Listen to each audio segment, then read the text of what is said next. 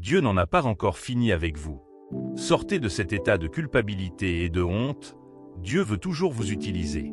Peu importe le nombre de mauvais tournants, d'erreurs et de mauvaises décisions que vous avez prises, oui, vous avez bien entendu.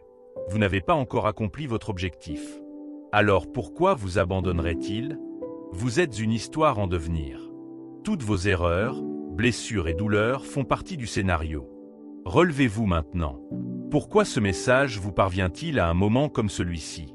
C'est parce que Dieu veut vous utiliser. Comment? Pourquoi vous? Je vous conseille de continuer à regarder. Vous êtes sur le point de trouver des réponses à tant de vos questions grâce à cette vidéo. De plus, j'ai besoin que vous enregistriez dans votre cœur aujourd'hui que vous êtes spécial pour Dieu. Il a un but pour vous. Avant de continuer, veuillez vous abonner à cette chaîne. Alors que nous continuons cette vidéo, vous sentez que tout est fini pour vous. Vous pensez que vous ne pourrez jamais échapper à cette situation. Mieux encore, vous pensez que personne d'autre ne pourra jamais vous aimer à cause de votre passé endommagé et de vos actes graves.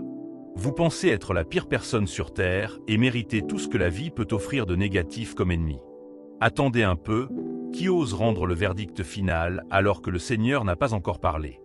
Pourquoi vous traitez de tous ces mauvais noms alors que Dieu vous appelle prince et bien-aimé? Pourquoi penser que vous êtes à bout de nerfs alors que Dieu est sur le point de vous ouvrir une voie? Si vous décidez de vous suicider, ne le faites pas. Ne nourrissez pas ces pensées, car elles ne sont pas vraies. Jérémie 29, 11 dit « Car je connais les projets que j'ai formés sur vous, déclare l'Éternel, projets de paix et non de malheur, afin de vous donner un avenir et de l'espérance. » Je sais que vous avez entendu ce verset 100 fois, mais avez-vous déjà pris le temps d'y réfléchir? Cher enfant de Dieu, ces mots ne sont pas seulement un cliché ou une promesse générique. Oui, pour vous, Dieu a de grands projets pour votre vie. Ce que vous avez fait dans le passé n'a pas d'importance. Ce qui compte, c'est que Dieu vous aime toujours. Il veut que vous vous releviez et accomplissiez la mission qu'il vous a confiée. Si Jésus peut montrer de l'amour à une femme qui a fréquenté 5 hommes différents, plus la dame qui a été humiliée en public parce qu'elle a été prise en flagrant délit d'adultère, à combien plus forte raison vous? Savez-vous ce que signifie être humilié en public? C'est comme avoir votre visage partout dans le State Journal et sur les réseaux sociaux pour un événement scandaleux. Même si vous êtes actuellement confronté à cela, le lys de la vallée est là pour réécrire ses torts. Il vous offre une autre chance, même si c'est la 10e. Il ne vous abandonne pas. Il ne regarde pas vos échecs. Tant que vous pouvez changer vos habitudes et recommencer, il est prêt à vous aider. Vous n'avez pas à vous sentir découragé lorsque vous avez Dieu. Arrêtez de ruminer votre passé et acceptez sa grâce. Il serait préférable que vous puissiez sortir de cet apitoiement sur vous-même, de ce chagrin et de cette culpabilité. Pourquoi vous vautrez dans la souffrance alors que vous avez une mission à accomplir devant vous?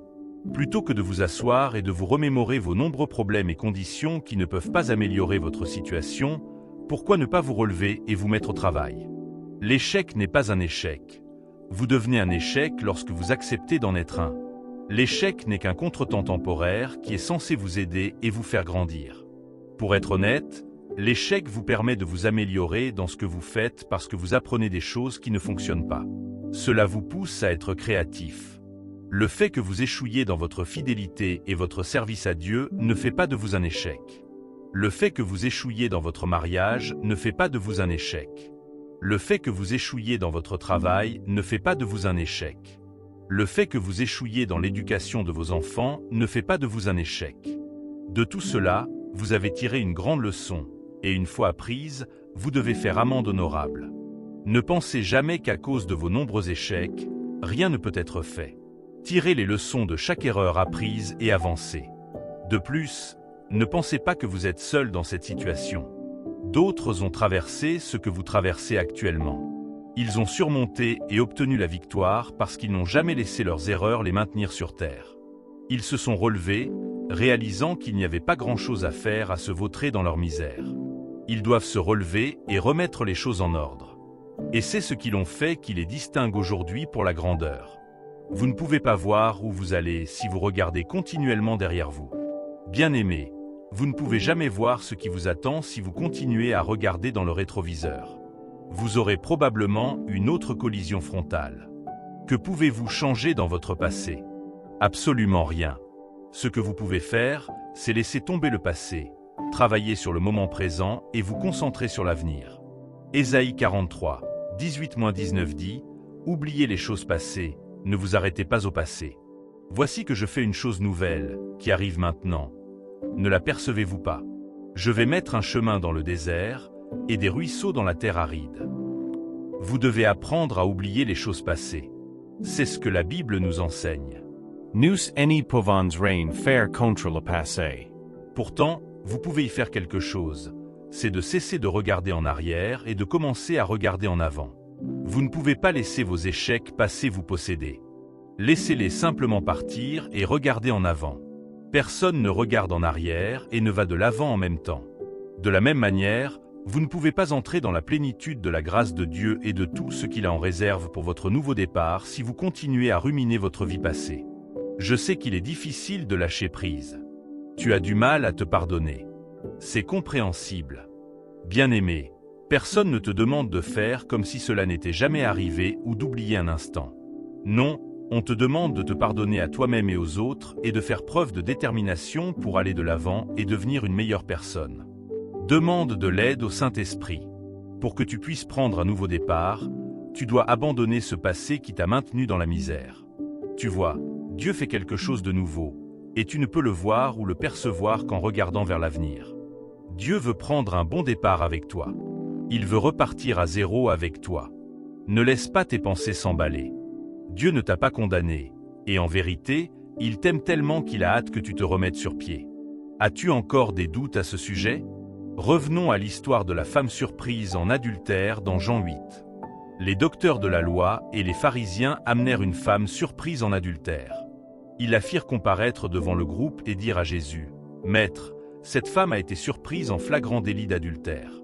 Dans la loi, Moïse nous a ordonné de lapider de telles femmes. Et toi, que dis-tu ? Cette femme était coupable et passible de châtiment, tout comme tu aurais pu te trouver dans une situation et une condition similaires. » Mais quelle fut la réaction de Jésus à leurs questions ? Mais Jésus se baissa et commença à écrire sur le sol avec son doigt. Comme il continuait à l'interroger, il se redressa et dit « Que celui d'entre vous qui est sans péché jette le premier une pierre contre elle. » De nouveau, il se baissa et écrivit sur le sol. Les pharisiens ne s'attendaient probablement pas à une telle réponse de la part de Jésus. Ils cherchaient à le tenter et à le faire condamner la femme. Le diable ne voulait-il pas aussi travailler avec votre esprit pour vous tenter aussi ? La Bible appelle le diable l'accusateur des frères.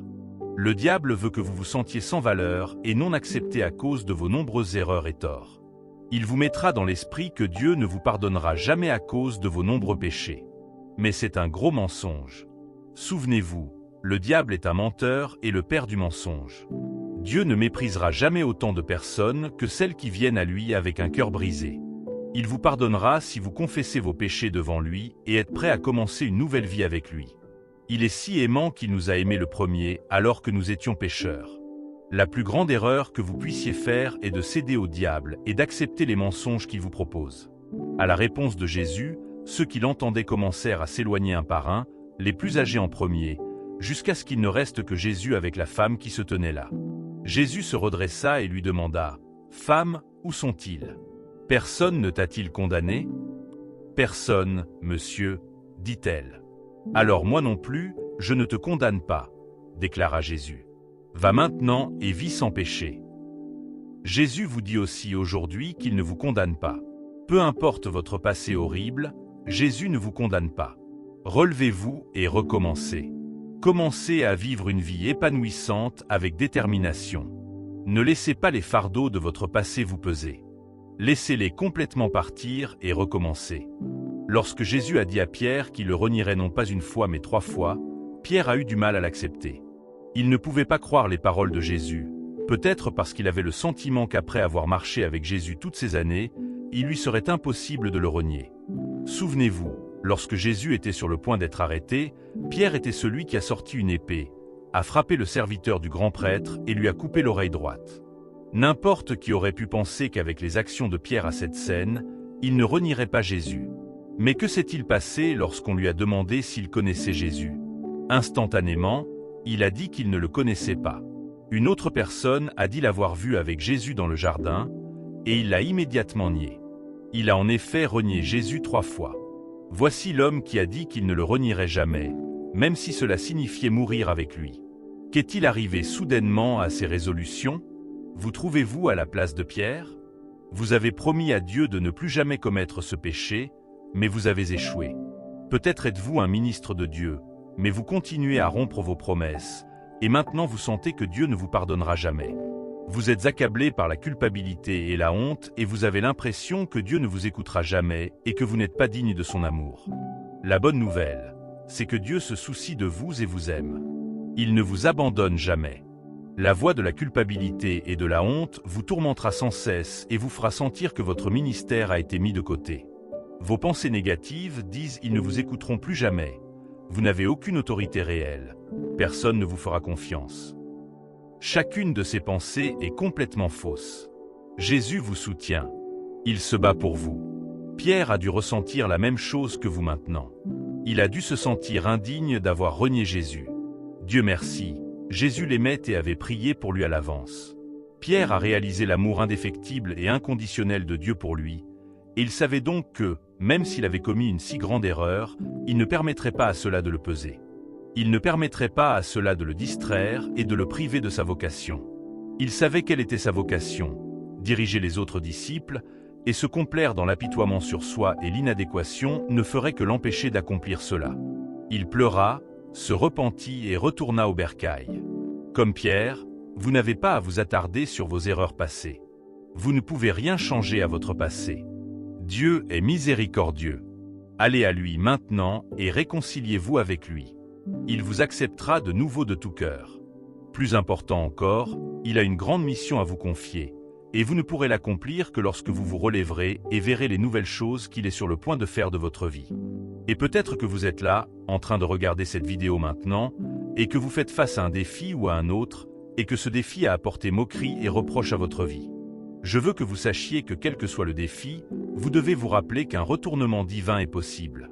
Vous et moi ne pouvons pas faire grand-chose, mais Dieu peut faire l'impossible, et il n'en a pas encore fini avec vous. Quelles que soient les circonstances ou ce que les gens disent, rien n'est au-delà des capacités de Dieu. Psaume 50, 15. Invoque-moi au jour de la détresse. Je te délivrerai, et tu me glorifieras. Que voyez-vous lorsque vous regardez votre vie? Voyez-vous des possibilités ou des problèmes? C'est la parole de Dieu pour vous. Peu importe la gravité de votre situation, Dieu est capable de vous délivrer. Peu importe combien vous avez perdu pendant des années, Dieu peut vous restaurer au centuple. Il l'a fait pour Job lorsqu'il a perdu tout ce qu'il avait en une seule journée. Dieu l'a restauré au centuple après des jours, des semaines et des années de douleur et de chagrin. Votre situation n'a pas atteint celle de Job, mais si Dieu peut le restaurer, la vôtre ne fait pas exception. Vous recherchez le fruit des entrailles depuis des années? Cela s'est peut-être transformé en un reproche dans votre vie. Dieu peut vous donner le vôtre maintenant. Peut-être cherchez-vous un emploi. Dieu vous le donne maintenant. La Bible dit dans Proverbe 13h12, « L'espérance différée rend le cœur malade, mais le désir accompli est un arbre de vie. » En tant qu'être humain, nous avons tendance à faire des compromis chaque fois que les choses que nous attendions mettent trop de temps à nous parvenir. Néanmoins, Dieu fera en sorte que cela se produise, peu importe le temps. Même si cela tarde, cela viendra certainement. Ne pensez pas que Dieu en a déjà fini avec vous. Vous auriez tort de le penser. Il travaille à votre bien d'une manière que nous ne pouvons pas voir. Il ouvre une voie dans le désert où il n'y a pas de voie. Vous n'avez besoin de vous relever que parce qu'il fait quelque chose de nouveau. Et comment vous relever? Laissez tomber le passé. De toute façon, vous ne pouvez rien y faire. Vous ne pouvez que lâcher prise et aller de l'avant. Après cela, découvrez ce que Dieu veut pour vous. Il prévoit de vous faire prospérer et de vous donner de l'espoir et un avenir. Ensuite, engagez-vous dans les plans de Dieu. Lorsque vous confiez vos voies entre les mains de Dieu, vos pensées seront affermies. Il vous tiendra par la main et vous guidera là où vous devez aller. Il ne vous laissera pas parcourir seul le chemin de la vie. Au lieu de cela, il enverra son Saint-Esprit, qui vous guidera et même vous enseignera tout ce que vous devez savoir. Vous pouvez également méditer sur les paroles de Dieu, qui peuvent renouveler votre esprit quotidiennement. Les paroles de Dieu peuvent éteindre les flèches enflammées de l'ennemi. Les paroles de Dieu peuvent débarrasser votre cœur de la souillure, de l'immoralité et des mauvaises pensées. Et enfin, la prière est la clé. La Bible nous demande de prier sans cesse. Que vous soyez dans une bonne ou une mauvaise situation, vous devez prier continuellement. C'est le seul moyen de communier avec votre Créateur. Prenez l'habitude de prier quotidiennement. Dieu veut connaître tous les détails de votre situation, même ceux que vous pensez inutiles. Il veut que vous le lui disiez, et il ne peut y faire quelque chose que si vous le lui dites. Bien-aimés, il n'y a rien d'impossible à Dieu dans votre vie.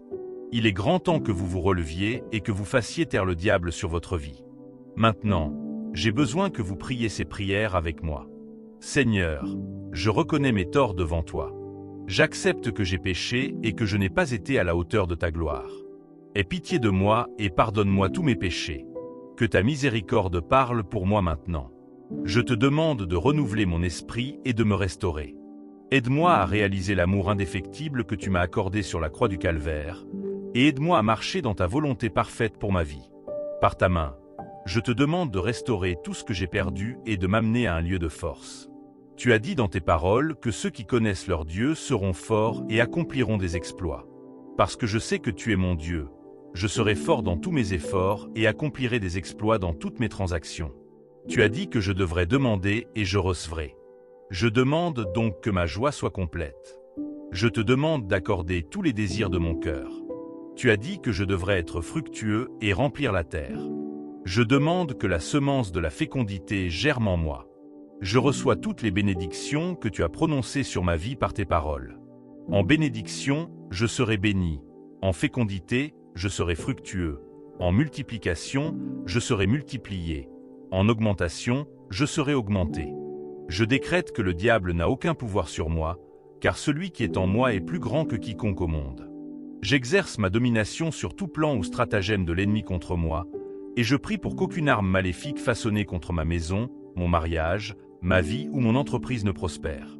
Désormais, de nouvelles choses se présentent à moi parce que Dieu fait quelque chose de nouveau et ouvre une voie pour moi dans le désert. Chaque barrage routier, chaque blocage et chaque obstacle devant moi sont maintenant supprimés. Je prie pour avoir la force de laisser tomber mon passé et d'aller de l'avant.